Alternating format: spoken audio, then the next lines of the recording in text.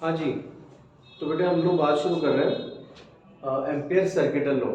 ठीक है, ध्यान से सुनिएगा। तो चलिए बेटा, जहाँ पर बियो सावर्ट लॉ बहुत डिफिकल्ट टास्क आपको प्रोवाइड करता है, ध्यान देना।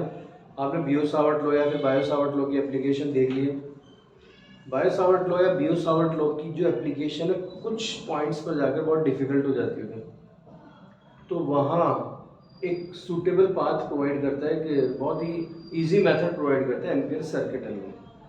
ठीक है, ये भी कुछ सर्किट्स की मैग्नेटिक फील्ड की वैल्यू को अटेम्प्ट करता है, कैलकुलेट करता है। क्या कहता है ये लॉ, उस पर हम लोग बात करते हैं। ध्यान देना, ढंग से सुनना। कोई ना कोई बेटा एक रैंडम सर्किट होगा, रैंडम शेप्ड सर्किट है, जैसा हम लोगों ने बियो सावर्ट लॉ में पढ़ा था। अब जो सर्किट है इसकी वजह से हमें किसी एक पर्टिकुलर लोकेशन पर क्या चाहिए, मैग्नेटिक फील्ड चाहिए। ठीक है, तो बेटा जिस भी लोकेशन पर मैग्नेटिक फील्ड चाहिए ना बेटा, उसके रेस्पेक्ट में, मतलब जो सर्किट है सर्किट के रेस्पेक्ट में उस पॉइंट को होल्ड करते हुए आप लोग एक वर्चुअल पाथ ड्रॉ कर देंगे। क्या ड्रॉ कर देंगे बेटा? एक वर्चुअल पाथ। ध्यान से सुनना बेटा, एक वर्चुअल पाथ ड्रॉ किया जाएगा। ठीक, सर्किट के रेस्पेक्ट में, और जो रिक्वायर्ड पॉइंट है उसको यूज करते हुए, कवर करते हुए। अब जो वर्चुअल पाथ हमने ड्रॉ किया है, यहाँ पर वर्चुअल पाथ मैंने रैंडम बनाया, तो इस सर्किट की तो रैंडम शेप है। अगर सर्किट को मैं रेगुलर शेप बनाऊंगा तो वर्चुअल पाथ भी एक रेगुलर शेप में, वेल डिफाइंड शेप में आ जाएगा। ठीक है, ओके। तो ये रिक्वायर्ड पॉइंट है जहाँ आपको मैग्नेटिक फील्ड की कैलकुलेशन करनी थी। अब यहाँ पर आप क्या करेंगे, लेंथ एलिमेंट यूज करेंगे। तो क्या यूज करेंगे? Length element. एक एलिमेंटल पार्ट ले लेंगे पाथ का। तो वर्चुअल पाथ आपको नजर आ रहा है, इसका एक एलिमेंटल पार्ट आपने लिया। अब लेंथ एलिमेंट डीएल का, ये डीएल वेक्टर ले लिया हम लोगों ने अलोंग पाथ। इसी लोकेशन पर एक्सटर्नल सिचुएशन में जो सर्किट का मैग्नेटिक फील्ड हो लिया बी वेक्टर। आपको पता है सर्किट की वजह से जो मैग्नेटिक फील्ड है वो तो एक पर्टिकुलर लोकेशन पर एक सर्कुलर शेप में बनेगा, तो सर्किट कैसा भी हो। लेकिन अगर मैं इसका एक छोटा सा लेंथ एलिमेंट लूँ, एक सेगमेंट लूँ, तो इसकी वजह से मैग्नेटिक फील्ड तो क्या होगा, परफेक्ट सर्कुलर शेप में बनेगा। सोचो जो सर्किट आपके सामने, उसकी वजह से मैग्नेटिक फील्ड की डायरेक्शन बी वेक्टर और डीएल का डीएल वेक्टर आपके सामने है, दोनों में थीटा एंगल नजर आ रहा है। अब बेटा यहाँ पर जो थीटा एंगल है वो हो सकता है 0, मे बी 90, वो चांस की बात होगी यहाँ पे, वो फिक्स नहीं है। तो अब यहाँ पर एम्पियर्स लो क्या कहते हैं, B vector dot DL vector integration round shape. इसे क्या बोलेंगे बेटा? Line integration of magnetic field along closed virtual path with along length of closed virtual path. Line integration of magnetic field along length of closed virtual path, ये आपके सामने, is equal to the multiplication of total amount of enclosed current. Summation of क्या show कर रहा है? Total amount of enclosed current by that closed virtual path. ये जो आपने जो क्लोज्ड वर्चुअल पाथ बनाया बेटा, इसके अंदर से कितना करंट पास हो रहा है, वो सारा करंट समेशन ऑफ आई में इंक्लूड होगा। और इसे हम लोग, इसका कोफिशिएंट क्या रखेंगे? Magnetic permeability of that space. इस जगह पर कितनी मैग्नेटिक परमिबिलिटी है उसको हम लोग यहाँ मल्टीप्लाई में रखेंगे। तो integration B vector dot D L vector equal to mu naught summation of I. इंटीग्रेशन में राउंड शेप है, क्लोज वर्चुअल पाथ को शो कर रहा है, सर्कुलेशन को शो कर रहा है। क्या कहेंगे इसको पूरे को? Line integration of magnetic field with respect to length of close virtual path is equal to the multiplication of total amount of enclosed current by that close virtual path and magnetic permeability of that space. ठीक है बेटा, यहाँ पर जो LHS part है, अगर इस LHS part को हम लोग थोड़ा सॉल्व करें बी डॉट डी एल, तो क्या आ जाएगा बेटा? B into D L into cos of theta. What is theta? That shows angle between B vector and D L vector. Theta क्या बेटा? Angle between B vector and D L vector. Done. अब summation of I पर अगर हम लोग बात करें, summation of आई, तो ध्यान दीजिएगा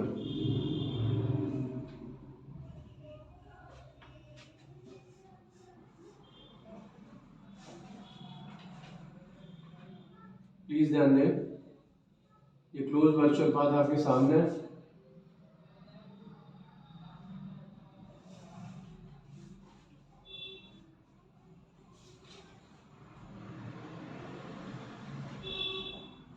I1 I2 I3, तो इस कंडीशन में समेशन ऑफ आई कितना है?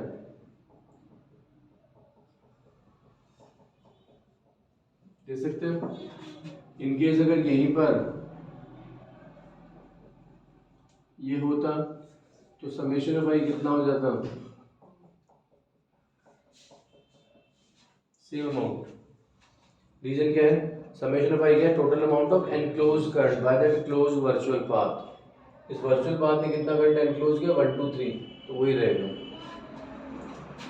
इनकेस अगर यहीं पर सिचुएशन कुछ ऐसी बनती है जब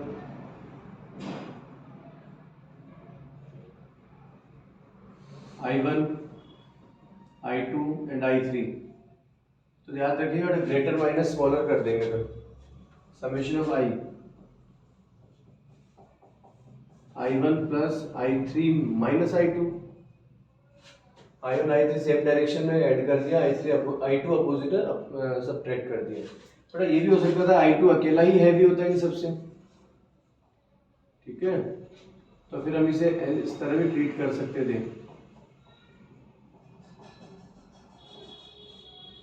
इस तरह भी ट्रीट किया जा सकता था। क्या बातें क्लियर हो रही? कोई दिक्कत, कोई टेंशन नहीं है?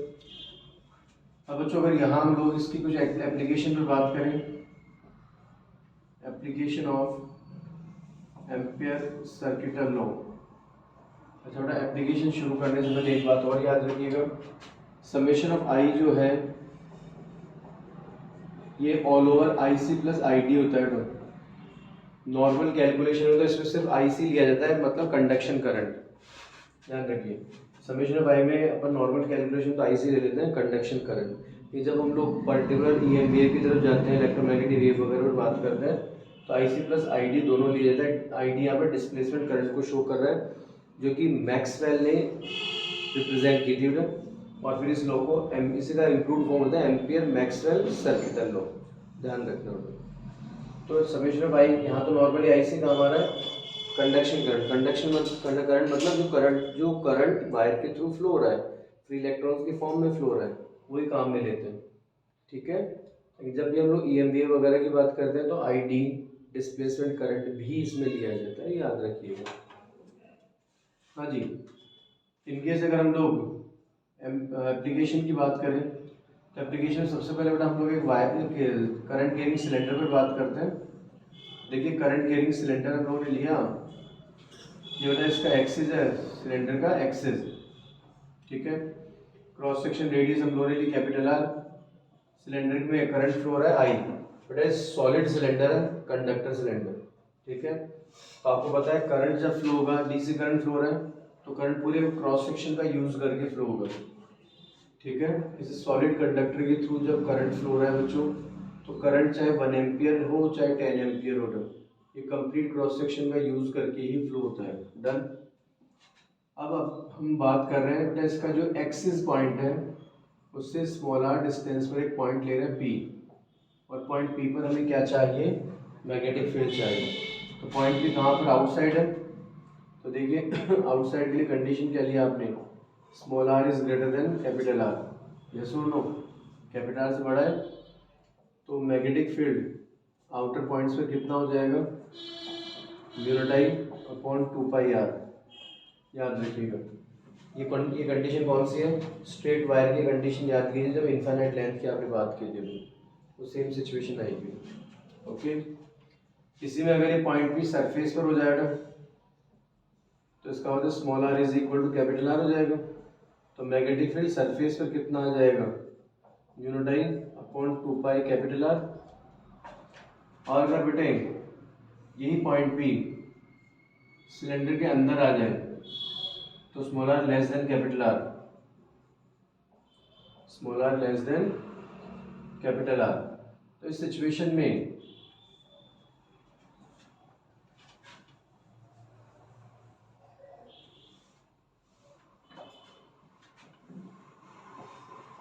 Small R less than capital R, तो इस सिचुएशन में मैग्नेटिक फील्ड इनसाइड कितना आ जाएगा, mu naught I small R upon 2 pi capital R square. ध्यान रखिएगा तब, mu naught I small R upon 2 pi capital R square, याद रखिएगा। यहाँ पर आप लोग म्यू नॉट की जगह बेसिकली म्यू भी ले सकते हैं, ठीक है, मीडियम के अकॉर्डिंग। ये सिचुएशन रहेगी, तो B inside directly proportional to कैसा रहेगा, स्मॉल आर। और अगर आप लोग बेटा सिलेंडर के एक्सिस पर पहुंच गए, कहाँ पहुंच गए बच्चों, एक्सिस पर, तो एक्सिस पर स्मॉल आर कितना हो जाएगा, 0। अगर रिक्वायर्ड पॉइंट भी खुद एक्सिस पर पहुंच गया तो स्मॉल आर 0, तो मैग्नेटिक फील्ड कंप्लीटली 0 हो जाएगा, रीजन स्मॉल आर 0 है, ठीक है। तो उसी के अकॉर्डिंग इसका ग्राफ भी सेटल होगा। ओके, चलिए आगे बढ़ते हैं। ग्राफ बना सकते हैं आप लोग, कुछ इस तरह से ग्राफ बनेगा ना। ये डिस्टेंस और ये मैग्नेटिक फील्ड जब तक आप सरफेस पर नहीं आते small R equal to capital R, देखिए जब स्मॉल आर 0 है एक्सिस पर तो मैग्नेटिक फील्ड भी 0 है। जैसे जैसे अंदर सिलेंडर के अंदर ही आप लोग एक्सिस से डिस्टेंस बढ़ाते जाएंगे तो मैग्नेटिक फील्ड भी बढ़ता जाएगा। ध्यान दे रहे हैं ना, मैग्नेटिक फील्ड भी बढ़ता जा रहा है। सरफेस पर कैसा है, मैक्सिमम, और बाहर जाने पर कैसा रहेगा, inversely proportional to small R. Okay, ध्यान रखिएगा। इसी कंडीशन में अगर सोलेनॉइड पर बात करें,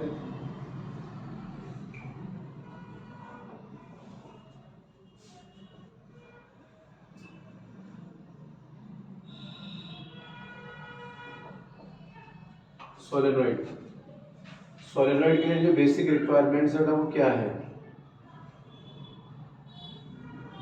सोलेनॉइड की बेसिक रिक्वायरमेंट है बच्चे,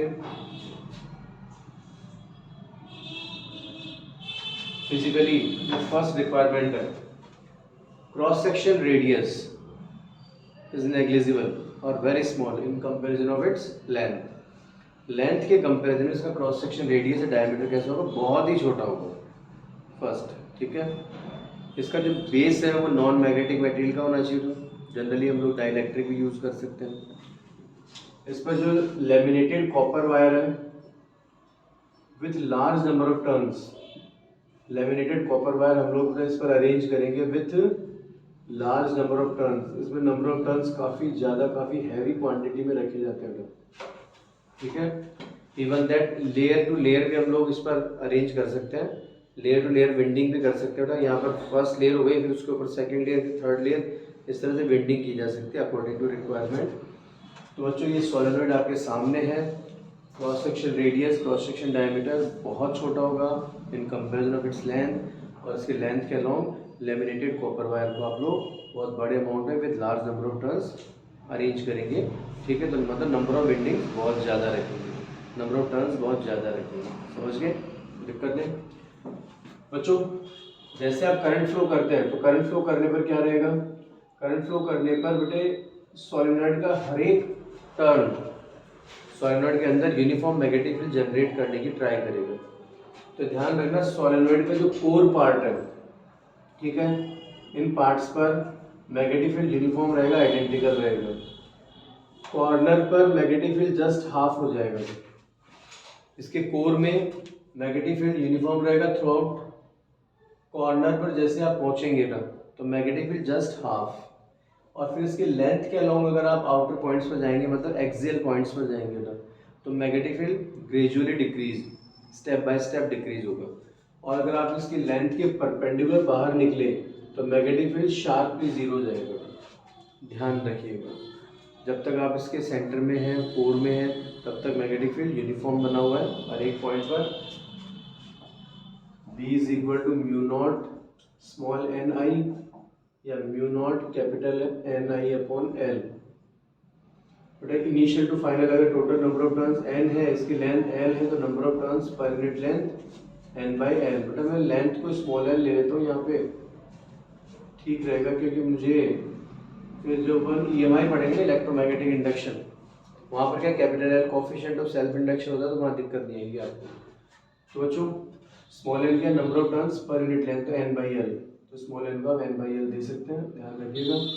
इनकेस अगर इसका जो कोर है जिसमें आप लोगों ने अभी फ्री स्पेस रखा हुआ है, अगर इसमें कोई आप मीडियम भर देते हैं, जैसे सपोज कोई फेरोमैग्नेटिक सब्सटेंस यूज़ कर लेते हैं, तो मीडियम में ये formula mu small N I या mu not into mu R small N I इस तरह ट्रीट किया जा सकता है। याद रखेंगे तो कोई टेंशन कोई दिक्कत नहीं, ये हम लोग सोलेनॉइड पर बात कर सकते हैं। डन। देखिए सोलेनॉइड पर हमारी बात हो चुकी है। सोलेनॉइड के लिए बेसिक रिक्वायरमेंट क्या है, प्लेटफॉर्म क्या है इसका, it is a hollow cylinder with very small amount of cross section radius or diameter in comparison of its length, and number of turns of laminated copper wire have very high amount of turns or windings along its curved surface. Okay, तो अच्छा ये condition हम solenoid के लिए discuss कर चुके हैं। Solenoid में कोर पार्ट में आइडेंटिकल मैग्नेटिक फील्ड बनेगा, कॉर्नर पर हाफ होगा, लेंथ के अलोंग अगर एक्सियल पॉइंट्स पर हम लोग आगे बढ़ेंगे तो ग्रेजुअली डिक्रीज होगा, और लेंथ के परपेंडिकुलर आउटर जाएंगे तो जीरो हो जाएगा। ठीक है, हर एक टर्न ने सोलेनॉइड के अंदर यूनिफॉर्म मैग्नेटिक फील्ड जनरेट करने की कोशिश की है थ्रू आउट। ठीक है ना, ओके। अब हम लोग बात शुरू कर रहे हैं टॉरॉइड पर। तो सोलेनॉइड बात की, मैंने टॉरॉइड पर हम लोग बात ले रहे हैं। हाँ बेटे, टॉरॉइड पर हम लोग बात कर रहे हैं। तो देखिए सोलेनॉइड और टॉरॉइड में कनेक्शन क्या है। सोलेनॉइड में एक इनिशियल एंड और एक फाइनल एंड है। बेटा हालांकि थोड़ा हाइपोथेटिकल बात अपन करें, फिर भी अगर बात करें तो इस तरह का एक लंबा सा पाइप है और फिर आपने टर्न्स लपेट दिए बेटा, ठीक है, तो बन गए सोलेनॉइड। अगर सोलेनॉइड के जो एक्सट्रीम एंड्स हैं उन्हीं को अगर हम लोग घुमा के और अटैच कर दें तो बन जाएगी टॉरॉइड। तो टॉरॉइड का एक और नेम उसे कहते हैं एंडलेस सोलेनॉइड। टॉरॉइड को और क्या बोलते हैं, एंडलेस सोलेनॉइड। ठीक है, मतलब सोलेनॉइड का ही ट्रीटमेंट है, बस ये है कि इसमें इनिशियल और फाइनल एंड्स नहीं है। तो जहाँ पर सोलेनॉइड के अंदर बेटा एक डाइलेक्ट्रिक हॉलो सिलेंडर था, वैसे बेटा यहाँ पर एक डाइलेक्ट्रिक हॉलो रिंग है। डाइलेक्ट्रिक हॉलो रिंग, यहाँ पर जो क्रॉस सेक्शन रेडियस है डायमीटर और लेंथ के कंपैरिजन में बहुत छोटा है, वेरी स्मॉल। और यहाँ पर बेटा वही चीज़ इम्प्लीमेंट कैसे हो रही, ध्यान देना, जिसकी थिकनेस है, ऑन थिकनेस है, दिखाई दे रही है ऑन थिकनेस, ये जो थिकनेस है बहुत कम है इन comparison of it's mean radius. तो देखिए फिजिकल सेंटर हो गया और ये बेटा इसका मीन रेडियस है मिड पॉइंट तक। यहाँ तक आएंगे तो इनर रेडियस, यहाँ तक आउटर रेडियस, और ये यहाँ तक क्या होगा, मीन रेडियस। तो मीन रेडियस आर के कंपैरिजन में इसकी ऑन थिकनेस कैसी है बच्चों, नेग्लिजिबल है या बहुत कम है। नेग्लिजिबल भी नहीं कहेंगे तो बहुत कम कहेंगे। इसका एग्जाम्पल आपके साइकिल का टायर या टायर की जो ट्यूब होती है उसका बेस्ट एग्जाम्पल है। एक हॉलो रिंग भी हो गई, ठीक है, और उसकी ऑन थिकनेस मीन रेडियस से कंपैरिजन में बहुत छोटी है, और उस पर अगर हम लोग लेमिनेटेड कॉपर वायर लेंथ के अलोंग लपेट दें तो ये लीजिए टॉरॉइड तैयार है। नंबर ऑफ टर्न्स यहाँ भी बहुत ज़्यादा रखते हैं। जैसे करंट का फ्लो आप करेंगे तो ध्यान दीजिएगा बेटा, ये जो करंट फ्लो हो रहा है, ये करंट फ्लो को हम लोग रिप्रेजेंट कर रहे हैं, ये करंट फ्लो रहा है। अब करंट फ्लो होने पर हर एक टर्न अपने इनर पॉइंट्स पर या इनर साइड में इस रिंग के अंदर मैग्नेटिक फील्ड कैसा बनाएगा, इसके सर्कुलर एक्सिस के अलोंग बनाएगा। देखिए करंट का फ्लो देखें तो करंट का फ्लो होने पर मैग्नेटिक फील्ड कैसा होगा, इसके एक्सिस के अलोंग होगा, सर्कुलर एक्सिस के अलोंग। दिमाग लगाइएगा बच्चों, ध्यान दीजिएगा। ये जो मैंने यहाँ पर एरो मार्क कर रहा हूँ, ये मैग्नेटिक फील्ड की डायरेक्शन को शो कर रहा है। ठीक है, यहाँ पर कोई मतलब हाफ या डबल वाली कंडीशन नहीं होती। इस कोर के अंदर, इस हॉलो रिंग के अंदर यूनिफॉर्म मैग्नेटिक फील्ड बनता है थ्रू आउट। अब अगर आप आउटसाइड जाते हैं, चाहे यहाँ आउटसाइड यहाँ जाइए चाहे यहाँ जाइए, रिजल्ट सीधा जीरो होगा। कभी इसमें हाफ या डबल वाली कंडीशन नहीं होती है। मैग्नेटिक फील्ड का रिलेशन बेटा mu not small N I या small N turns per unit length ही है। बेटा यहाँ पर टर्न्स पर यूनिट लेंथ का फॉर्मूला होगा कैपिटल एन अपॉन 2πr। ध्यान रखिएगा उस दोनों में ये डिफरेंस है। बेसिक रिलेशन सेम लगता है, म्यू नॉट स्मॉल एन आई, यहाँ भी mu not small N I या स्मॉल एन N/L था, और यहाँ पर n/2πr। टोटल टर्न्स इसके सर्कमफेरेंस पर अरेंज है और सर्कमफेरेंस 2 पाई आर है, तो टोटल लेंथ 2 पाई आर है। याद रखेंगे, कोई दिक्कत कोई परेशानी। इसके कोर में अगर कोई भी अदर मीडियम प्लॉट करते हैं तो ऑब्वियसली बात है म्यू नॉट को हम लोग म्यू से रिप्लेस करके mu not into mu R भी दे सकते हैं। ठीक, कोई दिक्कत। ओके, ये टॉरॉइड का कॉन्सेप्ट है। अब इसमें होता है ऐसे सीक्वेंस में हेल्महोल्ट्ज कॉइल। हेल्महोल्ट्ज कॉइल पर बात करते हैं हम लोग। तो हेल्महोल्ट्ज कॉइल क्या है, ध्यान दीजिएगा, बहुत ढंग से सुनना, ध्यान से समझना बेटा। It is a arrangement of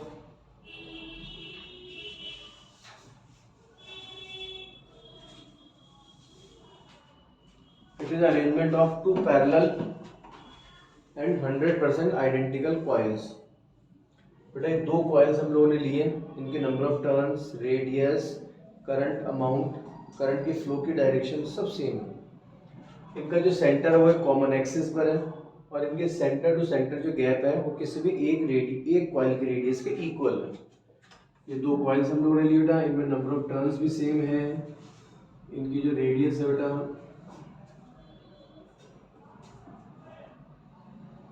वो भी इक्वल है, दोनों में करंट का अमाउंट भी सेम है, करंट के फ्लो की डायरेक्शन भी सेम है और दोनों में सेंटर टू सेंटर जो डिस्टेंस है वो कितना है, ओनली वन कॉइल के रेडियस के इक्वल है। ठीक है, कोई दिक्कत नहीं। बट इस सिचुएशन में दोनों जो कॉइल्स हैं, इन दोनों कॉइल्स के लिए अगर मैं बात करूँ बेटा,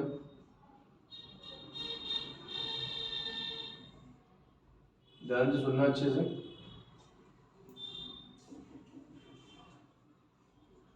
मैग्नेटिक फील्ड के लिए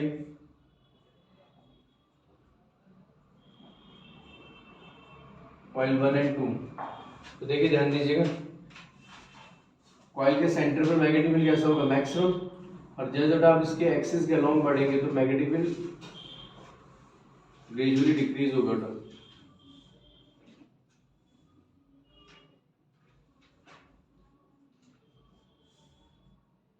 ठीक है, ग्रेजुअली डिक्रीज।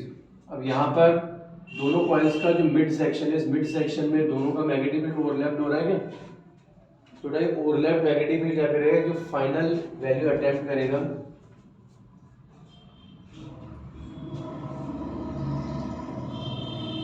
ये जो डॉटेड लाइन होता है ये इनके रिजल्टेंट मैग्नेटिक फील्ड को शो करेगी। तो दोनों कॉइल्स का जो मिड सेक्शन है, इस मिड सेक्शन में दोनों कॉइल्स के मैग्नेटिक फील्ड एक दूसरे को सपोर्ट करेंगे और सपोर्ट करके approx uniform approx identical magnetic field generate करेंगे। तो जो आइडेंटिकल मैग्नेटिक फील्ड आप सोलेनॉइड से जनरेट कर रहे हैं, टॉरॉइड से इफेक्टिवली जनरेट कर रहे हैं, वो इस तरह से हेल्महोल्ट्ज कॉइल से भी जनरेट